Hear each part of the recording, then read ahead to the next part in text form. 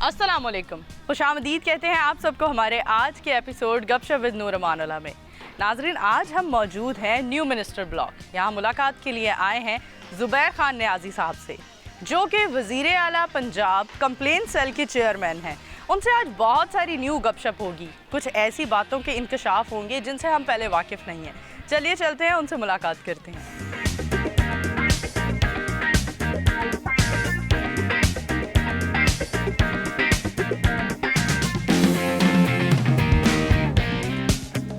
हम उनके ऑफिस पहुंच चुके हैं, आइए चलते हैं अंदर, उनसे मुलाकात करते हैं। अस्सलाम वालेकुम सर। वालेकुम अस्सलाम। क्या हाल है, कैसे हैं? अल्हम्दुलिल्लाह बिल्कुल ठीक जी। क्या चल रहा है आजकल लाइफ में?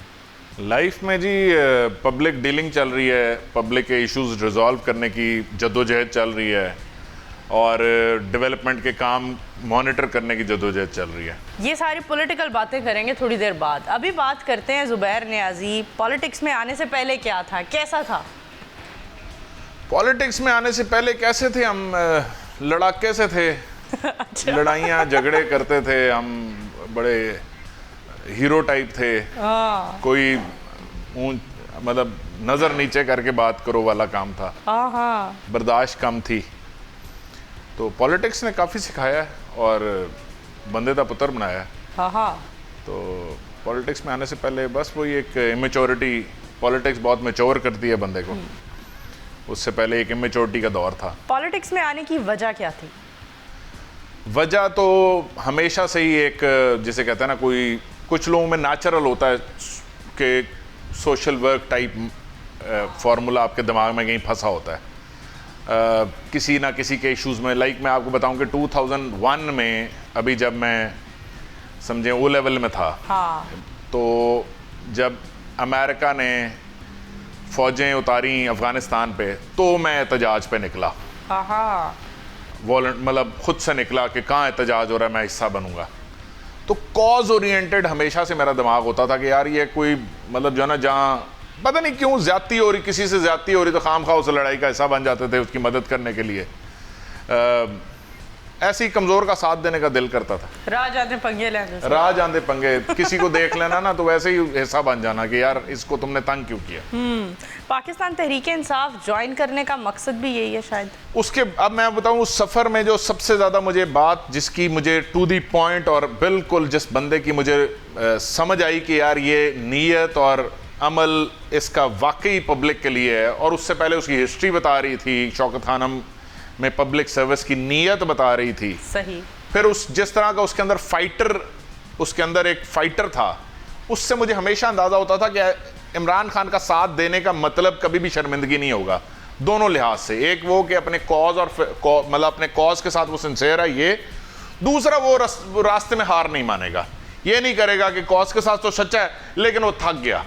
वो तो मुझे वो हमेशा से वो होता था कि इसके साथ चलना बिल्कुल ऐसी है जैसे मैं ही हार मानूंगा, वो नहीं हार मानने लगा, मुझे इसके साथ चलने की ज़रूरत है। फैमिली में कौन कौन है आपकी? फैमिली में मेरी वालदा हैं और मेरी बहनें हैं, मेरा भाई है छोटा। और घर वाली नहीं है अभी? हाँ, वो अभी तक नहीं है। घर वाली सर्च कर रहे हैं? वो कोई घर वाली मुझे सर्च कर रही है और मैं उसे सर्च कर रहा हूँ, लेकिन वो लगता है किसी एक चौक पे मिल नहीं रहे हम। घर वाली कैसी अपने माइंड में बनाया हुआ है कि कैसी लड़की होगी उससे शादी करूंगा? बस वो ऐसी लड़की होनी चाहिए जिसको पब्लिक सर्विस से तकलीफ ना हो। हाँ, ऐसा तो नहीं कि घर वाली का भी ज़रूरी है कि उसका भी सियासत में उंगल अंगूठा अड़ता हो? नहीं, सारे सियासतदान नहीं होने चाहिए। अच्छा। मतलब घर वाली भी सियासतदान निकल आई तो फिर तो पंगा पड़ जाए, फिर मैं मतलब उसे घेरूंगा कैसे, यानी कैसे वो जिसे कहते हैं ना बहला फुसला के कैसे रखूंगा, वो तो समझदार होगी। कब का प्लान है शादी का? कोई प्लानिंग की देखिए है? जी, जब मौका मिला तब कर लेंगे। मैं काफ़ी अरसे से तलाश में हूँ, कहीं वो जिसे कह रहे हैं कि वो सितारे मिल नहीं रहे। शदीद सिंगल वाला हाल है, सितारे मिल नहीं रहे। सही। आबाई इलाके को थोड़ा डिस्कस करते हैं आपके। ज़रूर। आबाई इलाके की कोई एक खूबसूरत बात। देखिए, मेरा वैसे तो अभी आबाई इलाका लाहौर ऑलमोस्ट बन चुका है, यानी कि 1960 से मेरे ग्रैंड पेरेंट्स, मेरे दादा आ गए थे लाहौर। हाँ, मेरे जो नानके हैं और मेरे वालिद के मामू मौलाना दोस्तार खान नियाज़ी, वो मियाँ वाली से जो मेरा रिश्ता है वो ज़्यादा मेरे नानकों की वजह से और मेरे दादकों में मौलाना दोस्तार खान नियाज़ी की वजह से या मेरे वालिद के कज़न्स की वजह से। तो मियाँ वाली बड़ा खूबसूरत ज़िला है।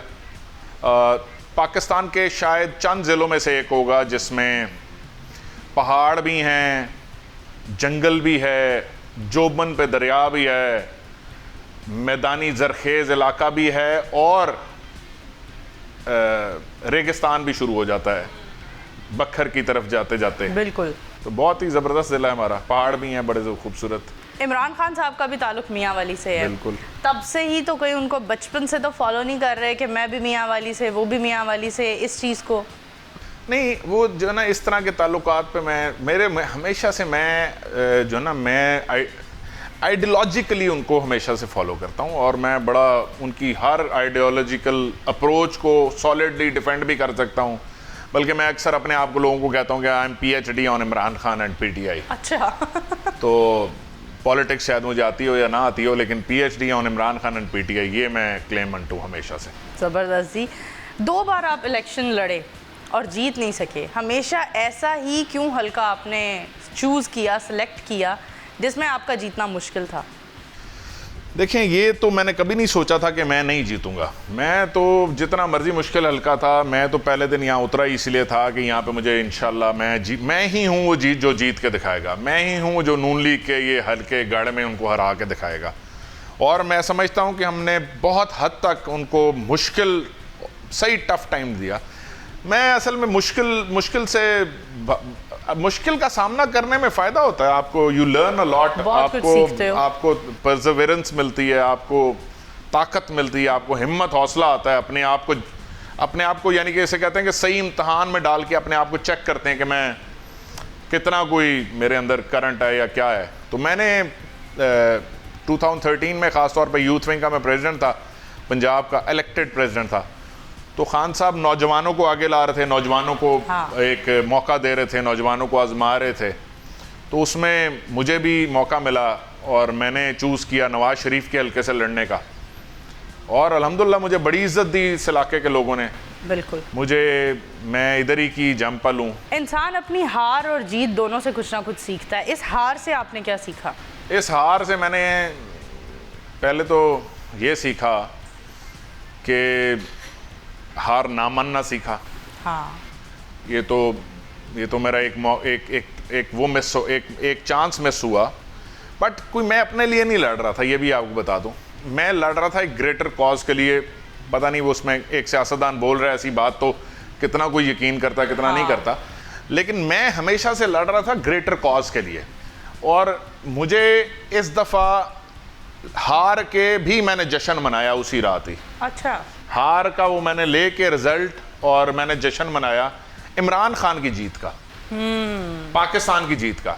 मैं तो उस कॉज का पार्ट था। बिल्कुल। मेरी जीत से ये सीट इमरान खान के मकसद में अहम साबित होनी थी। सही। मैं उसमें लगा हुआ था और हारने के बाद भी मैं पब्लिक में हूँ, मैदान में हूँ, लोगों के मामला हल कर रहा हूँ, लोगों के इश्यूज को देख रहा हूँ। No doubt. बिल्कुल।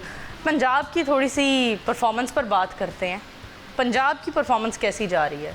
देखें, पंजाब की परफॉर्मेंस जब भी आप लेंगे ना, पंजाब की परफॉर्मेंस आप मैच करेंगे पिछले CM पंजाब शहबाज शरीफ को मौजूदा CM पंजाब उस्मान बुज़दार साहब से आप कंपेयर करेंगे। अब उस्मान बुज़दार साहब की सबसे खूबसूरत बात यह है कि उस्मान बुज़दार साहब 40 वजारतों के ऊपर ऐसे बड़ा जमान होकर नहीं बैठ गए। सही। कि हर किस्म का वजीर मैं हूं, नहीं। उस्मान बुज़दार की सबसे अच्छी पॉलिसी ये है कि उन्होंने पावर्स को डेलीगेट किया हुआ है, अपनी अपनी मिनिस्ट्रीज अपनी अपनी उसके जिम्मेदार। नहीं तो शहबाज शरीफ तो वासा का भी चेयरमैन शहबाज शरीफ बना हुआ था, लाहौर का मेयर भी शहबाज शरीफ बना हुआ था, 40-50 वजारतें भी उसी की थी। आप नून लीग के 10 वजीर नहीं गिना सकेंगे मुझे, क्योंकि पब्लिक जानती नहीं थी। लेकिन आज आप बात करेंगे तो आपको नजर आएगा डॉक्टर यास्मीन राशिद हेल्थ पे बात कर रही होंगी, फयाजुल हसन चांद इंफॉर्मेशन होगा, हायर एजुकेशन राजा यासर हुमायूं होगा, स्कूल एजुकेशन मुराद रास होगा, मियाँ महमूद रशीद हाउसिंग अब लोकल बॉडी होगा, लॉ में राजा बशारत होगा, टूरिज्म में आसिम महमूद होगा। अब आपको अपनी अपनी वजारत के ऐसे पता लगेगा, इंडस्ट्री में मियाँ असलम इकबाल होंगे। सो वो अपनी अपनी वजारत के ऐसे लगेगा जवाब दे वो खुद हैं। कोविड के दौरान देखें अगर आप तो सारी लीड बाकायदा प्रैक्टिकली डॉक्टर यास्मीन राशिद उसको हेड कर रही थी, मामला को देख रही थी। सो मेरा ये है कि डेलीगेशन ऑफ पावर से होता है। मतलब अब ये लाहौर का जो पानी का मसला था, आप इस बरसात में आप पूरे लाहौर का सर्वे करें कि पानी उतरने की स्पीड तेज हो गई है। अब उतनी टाइम के लिए पानी नहीं खड़ा होता जितनी टाइम के लिए पहले नून लीग, हालांकि 10 साल का दौर था, लेकिन 10 साल में क्या किया, लॉन्ग बूट पहन के बारिश में बाहर आ गए। यहाँ लॉन्ग बूट पे बाहर नहीं आए, यहाँ पॉलिसी दी, यहाँ सिस्टम दिया, यहाँ अंडरग्राउंड वाटर टैंक्स दिए, बिल्कुल रेन वाटर स्टोरेज दी, जिसको बाद में PHA यूज करता है। तो ये एक बड़ी अच्छी पॉलिसीज हैं जिसको पंजाब की दूसरी मैं आपको बताऊं, यूनिवर्सिटीज 6 फुली फंक्शनल यूनिवर्सिटीज हम बना चुके हैं। 15 यूनिवर्सिटीज हैं जो ऑलमोस्ट 70-80% मुकम्मल हैं, और पुराने दौर की जो यूनिवर्सिटीज थी जिसकी भी बनी हुई थी उनके स्टैट्यूट्स ही नहीं थे। हर यूनिवर्सिटी का जो स्टैट्यूट होता है इट्स यूं समझे कि कॉन्स्टिट्यूशन होता है उस यूनिवर्सिटी का, क्योंकि खुद मुख्तार अदारा है, यानी कि यूनिवर्सिटी का मुंह मत्था ही नहीं है, कोई कानून ही नहीं था, पता नहीं हवा में चल रही थी। सो मेरा पॉइंट ये है कि आप एग्रीकल्चर में देखें, आज किसान से जाके बात करें, आप लार्ज स्केल इंडस्ट्री की ग्रोथ देखें। फैसलाबाद की जो आपकी टेक्सटाइल इंडस्ट्री है वो कितनी बूम कर रही है, क्यों बूम कर रही है? आपने पॉलिसी दी, आपने उनको एक रीजन दी। किसी भी वजीर से, वुज़रा से बात करते हैं तो उनके बकौल तो बहुत सारी तब्दीली आ रही है, लेकिन एक आम आवाम, एक आम आदमी आज भी पिस रहा है, 3 साल पहले भी पिस रहा था। उसने बेहद उम्मीदें वाबस्ता कर रखी थी इमरान खान साहब से, PTI के दौरे हुकूमत से, लेकिन आज भी एक गरीब आदमी हमें वो पिसता हुआ ही नजर आ रहा है। इस पर क्या कहेंगे? देखें, अगर आप पेट्रोल की कीमत की बात करें ना, तो पेट्रोल की कीमत तो इंटरनेशनल प्राइस के मुताबिक ऊपर नीचे होगी, लेकिन वाहिद गवर्नमेंट है, ये ज़हन में रखिएगा, वाहिद गवर्नमेंट है, पिछली गवर्नमेंट में कभी भी 28 रुपए से कम पेट्रोलियम लेवी नहीं था। आज वाहिद गवर्नमेंट है 6 रुपए पेट्रोलियम लेवी है। अगर वो हम 28 रुपए कर दें तो पेट्रोल 142 रुपए हो जाए। तो इंटरनेशनल प्राइसेस के मुताबिक बढ़ा, लेकिन हमने अपनी पेट्रोलियम लेवी नीचे लाके पब्लिक को मैक्सिमम रिलीफ दिया हुआ है। एक बात। दूसरी बात यह कि अगर खाने पीने की अशिया पे चल जाए, जो बुनियादी अशियाएं, आटा, चावल, चीनी, फ्रूट्स, सब्जियां, ये साल के 10.5 महीने सस्ती रहती हैं। ऐसा ही है, कोई आइटम उठा लें वो साल के 10.5 महीने सस्ता रहेगा। सही। कुछ महीने ऊंच नीच सप्लाई डिमांड के ऊपर नीचे आते हैं। जो बुनियादी यूज के केला, सेब, इनके रेट्स मैं आपको खुद बता सकता हूं, 9 से 10 महीने केला और सेब के रेट 60 रुपए और 40 रुपए, केला 40 रुपए से 50 रुपए दर्जन, और सेब 60 रुपए से 80 रुपए 85 रुपए किलो। सो पॉइंट ये है कि इधर पाकिस्तान में जितना भी इशू ये महंगाई का है, इसमें अगर आप खाने पीने की अशिया से बात करें, एक चीज ऐसी है कि जो खाने पकाने का तेल है, वो क्यों ऐसा है? वो इसलिए ऐसा है क्योंकि आपका जो एडिबल ऑयल है सारा इंपोर्ट होता है, पाम ऑयल इंपोर्ट होता है, इंपोर्ट करके प्रोसेस करते हैं, प्रोसेस करके आप अपने नाम से, कोई किस नाम से, कोई किस नाम से बेचता है। सो जब आपके मुल्क में किसी ने वो पौधा ही नहीं लगाया, वो बूटा ही नहीं लगाया जिससे खाने पकाने का तेल निकले, तो वो कैसे हम किसी को दे सकते हैं? वाहिद गवर्नमेंट है जिसने अभी तक 30 लाख जैतून का दरख्त लगाया है, ठीक है, और इस साल के एंड तक 80 लाख हो जाएगा, और टोटल टारगेट पूरे मुल्क में 2 करोड़ जैतून के दरख्त का है। वो लगाने के लिए पहले आपको सर्वे करके वो जगह आइडियल मौसम के लिए वो ढूंढनी थी, जो कि जेलम के वाले एरिया में जो दरिया सिंध की एक्चुअली जो बेल्ट है उस पे आपने ढूंढा। उसके बाद अभी आपने बलूचिस्तान के 12 अजला आइडेंटिफाई किए। ये मुल्क में अगले 3-4 साल में फलों के दरख्त, शहद की पैदावार ये ऐसी इतनी ज़्यादा होने लगी है कि अभी आप $8 अरब की इंपोर्ट करते हैं खाने पीने की अशिया। ये इसको हम ज़रई मुल्क कहते हैं, और $8 अरब की इंपोर्ट करते हैं। तो 8 अरब अगर ज़रई मुल्क है तो $8 अरब पे क्यों जाते हैं हम? सही। ये इन्होंने नालायकी पिछली गवर्नमेंट्स की, और जो भी खाने पीने की अशिया है ना, वो उसके लिए टाइम लगता है आपको स्विच होने में कि अब आप अपनी उगाएंगे और पहले आप बाहर से मंगाते थे। सो इंशाल्लाह ये आगे बहुत ज़बरदस्त होने लगा। इंशाल्लाह। सर, आप वज़ीर आला पंजाब कंप्लेन सेल के आप चेयरमैन हैं, इस कंप्लेन सेल के बारे में हमें कुछ बताएं। कितनी मुद्दत का अरसा होता है जिसमें आप लोग कंप्लेन दूसरे की कवर कर लेते हैं, खत्म करते हैं? कंप्लेन पे डिपेंड करता है। कुछ कंप्लेंट तो एक फ़ोन पे हल हो जाती हैं।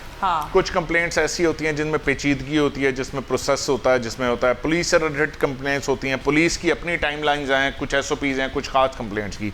हर कंप्लेंट फौरी दर्ज या हल होने वाली नहीं होती। पुलिस के रिकॉर्ड में भी सबसे ज्यादा किस किस्म की कंप्लेंट्स आप लोगों के सामने आती हैं? कब्जा, लड़ाई झगड़ा, फ्रॉड, इवन भाइयों में, बहनों में, ख़ानदान में, करीबी लोगों में। सो बहुत ज़्यादा पाकिस्तान में एक मसला है क्योंकि लैंड रिकॉर्ड कभी तरतीब नहीं दिया गया था, तो उसकी वजह से पाकिस्तान में एक ख़ास किस्म के तबका है जो देख रहा होता है कमज़ोर की प्रॉपर्टी, या लवारिस की प्रॉपर्टी, या जो मुल्क से बाहर बैठा उसकी प्रॉपर्टी।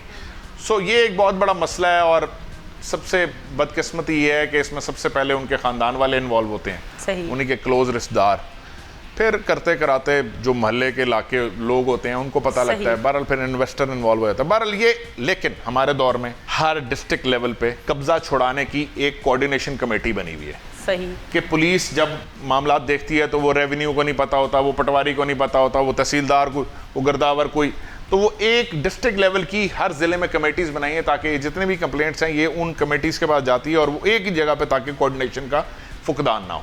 यहाँ चलते हैं ब्रेक की तरफ, हमारे साथ रहिएगा।